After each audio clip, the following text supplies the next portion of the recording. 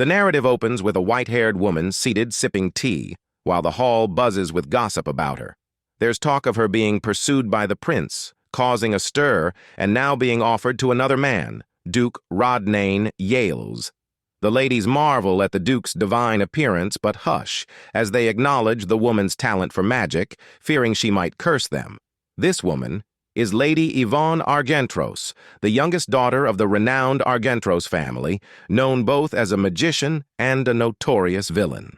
Rodnane Yales, Duke of the Northern Lands of Yales, inquires about her comfort, to which she hesitantly responds, feeling overwhelmed by his presence.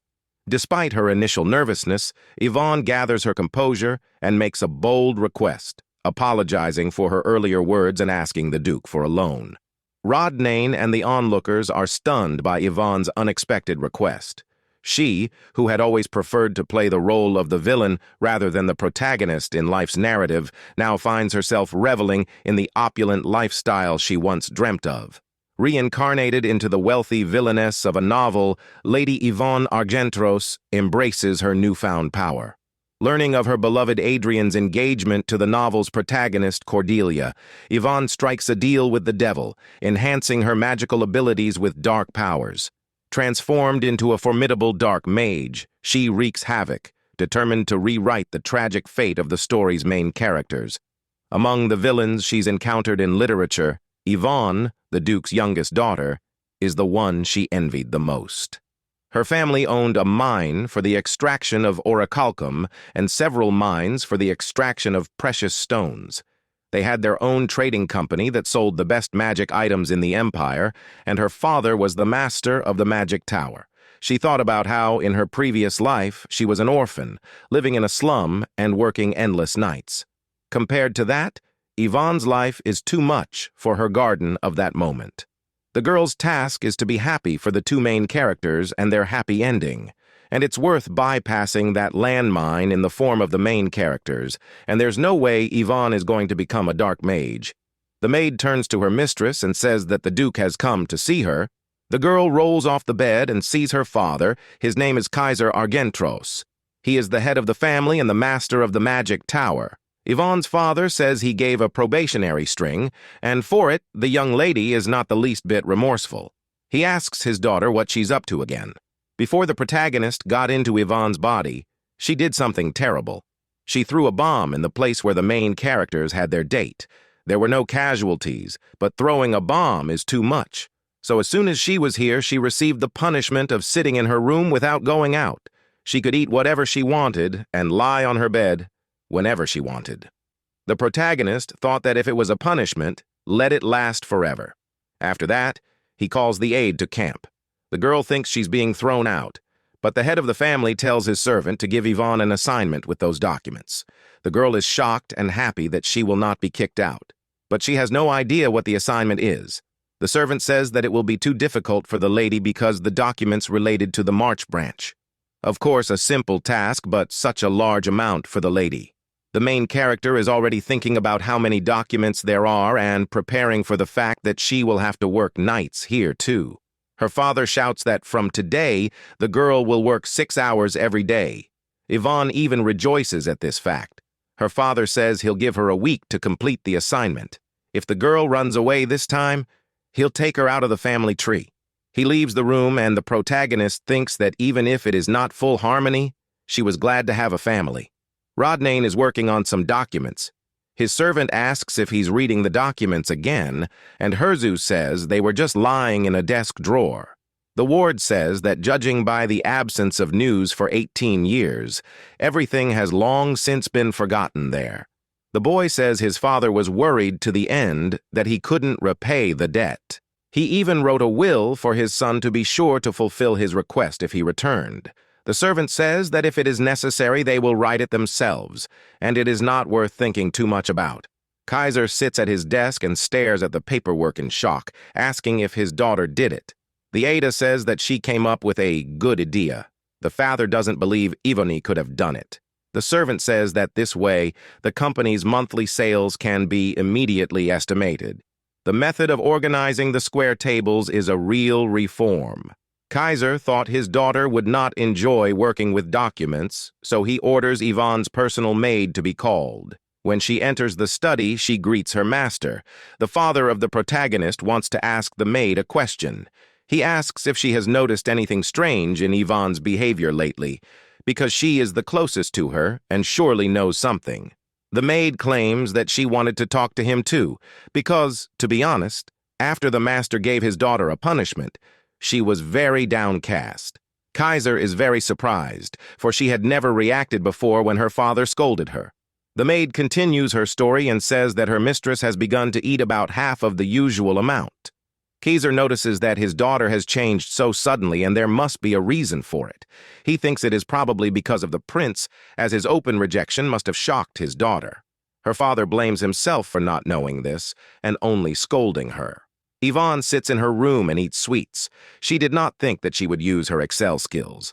The girl was only worried for nothing because she thought that something serious had happened. Yvonne is lying on the couch thinking if only every day could be as peaceful. Kaiser, sitting with a mug of tea, can't stop thinking about what happened. He thinks that his daughter was so much in love with the prince and he didn't even look in her direction. Yvonne is easygoing, active, good-looking, and magical, and she is the eldest daughter of the Argentros family. The father of the protagonist ponders what the prince lacked because it seems as if he deliberately, so ostentatiously, goes on a date with the illegitimate daughter of the ruler of the kingdom of Mar. Yvonne, at that time, comes to the table, seeing her father's actions. She asks if something is wrong. Her father replied that it was not and called her to come to him. The girl sat down at the table and asked if there was any problem with those documents because she had tried. But if she made a mistake, she asks her to ask for it. The Duke is shocked because Yvonne has never apologized before. He replies that everything is just fine. Both he and the adjutant are completely shocked by the girl's work. Yvonne is very happy and thanks her father for the compliment. Yvonne notices that she has smiled, but she had not paid attention to the praise before. She says she didn't think her father would praise her. Kaiser says that so far Yvonne has always pulled some kind of prank. The white-haired lady says she's guilty and sorry for causing their family so much trouble. Kaiser says he has bought a house and the girl can break everything there to vent his anger. Yvonne can't believe what she's just heard. The servant says that the Duke has set up a shield near the house and the girl can not only use magic but also detonate bombs. Her father tells his daughter that if she wants something, just let her say if she wants a romantic relationship, that there are so many men in the world much more worthy of a prince. Yvonne tells her father that she would like to study the Duke. Hearing this, the Duke asks if his daughter said the word study. The aide-de-camp says it seems she did. After reincarnation, the main character didn't know much about this life. She wants to learn everything. The girl is very happy that she can concentrate only on her studies. The girl remembers what they usually call out in cartoons or novels, stretches out her right hand and says, "Fire." At this time, her brother comes into the room and asks what she is doing. Yvonne is confused and wonders why he had to come in at such a moment. Yvonne's brother is Barden, who called her a crazy dog. He is the son of the Duke of Argentros, an assistant professor at the Academy of Magic and the Faculty of Mages. The main character asks her brother what he's talking about. Well, he says he's shaken by her words to begin with. He asks his sister to answer whether she herself has put sails in order and made tables. He wonders why the girl suddenly wants to study core subjects. Yvonne claims she just wanted to. The guy asks what happened to his sister and asks if she wants the title. But the protagonist doesn't understand how her brother came to such conclusions and asks if he was talking about the title. He answers that yes, because it could be useful to replace the minor duke. Yvonne is furious and shouts that she just wants to help her brother and their family. Barden didn't expect such words. He doesn't understand why the white-haired lady wants to help him. Yvonne says the monsters used to appear once every 10 years, but now it's getting shorter and shorter. Her brother knows about it too because he's been in battles. The last major battle was 5 years after they appeared. Obviously, the next war will be even bigger and will most likely happen in 3 years. Barden knows, but asks what the girl's conclusions are based on. She doesn't know what to say at first, but then says that her conclusions are based on the fact that she has been studying history all day. Today, a boy enters his father's office and says Yvonne is acting kind of weird. Kaiser asks if his son has noticed it too. The father mentions that his daughter said he was amazing, and the brother adds that she called him brother. They speculate that the prince's rejection was a significant blow to Yvonne because she mentioned it was hard for her, and now she desires a quiet life. Barden concludes that she's not herself right now and asks what it is about this prince that affected her so much. Kaiser expresses his wish for Yvonne to meet a man who surpasses the prince, hoping it might lift her spirits. Barden agrees, suggesting it's better than her staying home all the time. Rodnane criticizes Ant's judgment and instructs him to prepare everything for the trip. He has an excuse to go to the capital because Kaiser has invited him to an official meeting with his daughter. 18 years ago, the previous Duke of Yales was a straightforward and self-confident man who took part in battles against monsters, relying solely on his sword. However, during a battle, he found himself trapped in flames. At that time, Kaiser Argentros was passing by on his way north to procure medicine for his sick wife. The great Ma Kaiser aided the Duke in that perilous situation.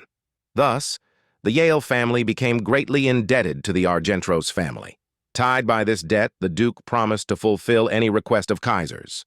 Presently, thanks to one letter, this forgotten vow is brought to light once again.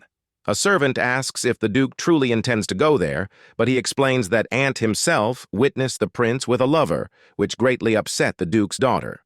The aide suggests that the Duke of Argentros is overstepping his bounds by recalling an oath for such a reason, arguing that Rodnane doesn't need to date his daughter. However, the Duke disregards the aide's advice, insisting on ordering a new suit and preparing gifts in advance. Rodnane becomes curious about just how formidable a person the Duke's daughter is. The next day, Yvonne travels in a carriage towards the capital. A passerby on the street comments to her friend about Yvonne, suggesting they leave before the villain does something. Yvonne assumes this, but doesn't realize it's that serious. Barden remarks that girls are still afraid of his sister, and her reputation remains strong. The family arrives in Naciel, and Yvonne is delighted with the place. Her brother asks if she's forgotten this place since she hasn't been here in a long time. Yvonne recalls how she decided to throw a bomb into this peaceful place. Barden whispers to her that if she wants to blow something up, she should let him know. He will borrow an artifact from his sister. Yvonne says that's not the point and wonders what's wrong with her father and brother. She gazes at the imperial palace, finding it even more beautiful than she had imagined. Together, they visit the best atelier in the empire, Elmador. The employees greet them warmly, a stark contrast to Yvonne's previous visits when she came alone and was ignored. Her father asks if she's all right, and she assures him she is, prompting him to instruct the workers to find her suitable outfits. Kaiser admires a summer hat, suggesting it would suit Yvonne well. Barden comments on the jewelry, encouraging his sister to try it on. Yvonne can't help but smile and laugh happily, which her brother and father notice. She apologizes, but they assure her it's okay. Barden interrupts, suggesting they go for tea. At the cafe, her brother and father ask if she enjoyed shopping. Gardner mentions he'll introduce Yvonne to a nice man in 3 days at the same cafe. Yvonne wonders if he's joking, but Kaiser assures her everything is arranged, and the man's name is Rodney Yells, the young head of the Yells family.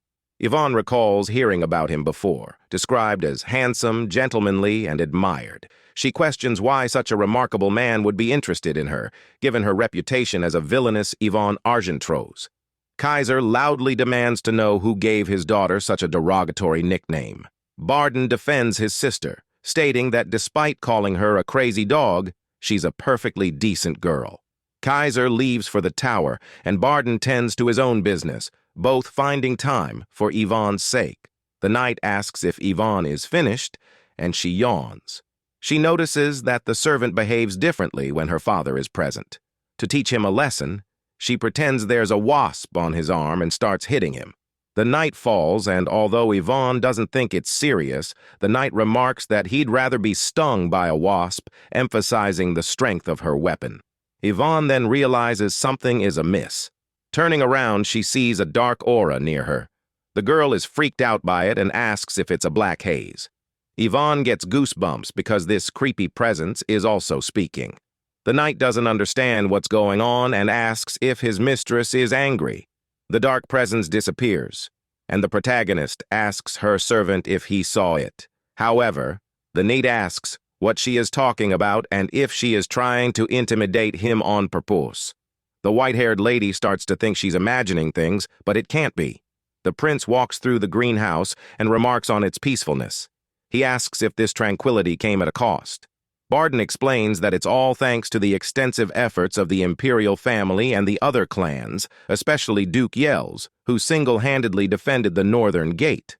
Adrian Verbent is the crown prince of the Verbnet Empire and a master of the sword. The prince mentions hearing that young Yells is visiting the capital for the first time. Barden asks if it's true, realizing that the news has already reached the prince himself. The prince notes that the girl is studying history, etiquette, and social skills, understanding her efforts to take the place of a princess. However, he intends to marry Princess Cordelia, making Lady Yvonne's efforts in vain. Barden becomes upset, telling His Highness that his sister has long forgotten about the prince and started a new life, and Adrian shouldn't worry about it. Yvonne's brother is still angry, but suddenly he sees a strange handprint on the tree and wonders where it could have come from. Barden decides to make a note of it just in case and places a bracelet with a magic stone on the trail. The prince asks the white-haired boy if he's listening, and Barden informs the man about the strange trail behind him. However, when the prince turns around, the trail is gone. The prince dismisses it as just a tree and advises Barden not to avoid talking to him, suggesting he take his advice for Yvonne's sake. Fed up, Barden turns to His Highness and asks him to apologize. Yvonne, having already forgotten about the prince, feels he doesn't need to pay so much attention to it. Barden bows to the prince and leaves. Meanwhile, the prince, coughing up blood, vows that the girl will pay for it, leaving a dark mark on the tree. The maid rushes into the lace room, thanking her mistress. Yvonne says that Carol has already thanked her 30 times and reassures her that no more thanks are necessary. She thinks the genre has suddenly changed to a thriller. The protagonist can't find anything in the books and wonders if there is any other information. She asks her maid if she remembers that she told her not to touch anything. Carol insists she didn't touch anything. The white-haired girl realizes that the maid knows something and asks what it was. The maid insists it's the right drawer standing in the artifact lab, which is a bomb-making room. However, the girl reiterates that she honestly didn't touch anything and assures that it's true.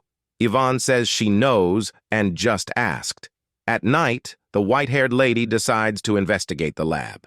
She enters the room with a lamp, expecting it to be dark and boring, but it's different. She starts looking and touching everything, eventually finding the table Carol mentioned. She reaches into the drawer, opening it, and finds only a diary inside. She wonders why it was so important that Yvonne gave Carol the bomb. The protagonist tries her best to open it, but unfortunately, it doesn't work out. She had hoped that with Yvonne's power, she would succeed, but the diary remains closed. As she looks around, she notices a book on the shelf, picking it up and opening it to a bookmarked page. On it, she sees the line, "Magical Memory Loss and Cure." The book falls from her hands as she realizes that the past owner of the body had magical memory loss. Sitting at a table near a book, she remarks that she thought she could use magic because she's not the real Yvonne. It turns out she was sick, but fortunately, there is a way to heal. She explains that one needs to crush 1 crystal of Thiels, and if you drink the tea regularly, complete healing is possible. The Duke tries on a new suit, and rumors suggest the clothes were made especially for him because they fit perfectly. Another employee mentions that it's a big part of their lineage to work for Yales.